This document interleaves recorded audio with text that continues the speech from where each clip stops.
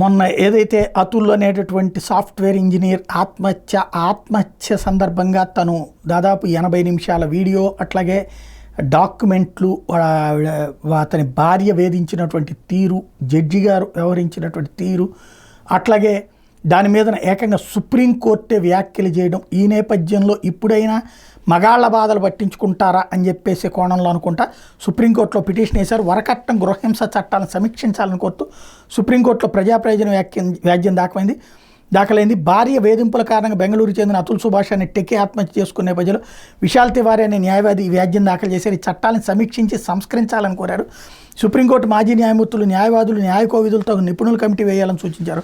అత్తింటి వాళ్ళు గృహహింసకు పాల్పడుతున్నట్టు కొందరు మహిళలు తప్పుడు ఆరోపణలు చేస్తూ ఐపీసీలోని సెక్షన్ 498A దుర్వినియోగం చేస్తున్నారు. 2010లో సుప్రీంకోర్టు చేసిన వ్యాఖ్యలను పరిగణలోకి తీసుకోవాలని, అందుకు అనుగుణంగా తగిన చర్యలు చేపట్టాలని కోరారు. కానీ అవి కోర్టులు చేయలేవు. కోర్టులు వ్యక్తిగతంగా కేసులు చూడగలవు, కానీ చట్టాలు మార్చేటటువంటి హక్కు, అధికారం కోర్టులకు ఉండదు.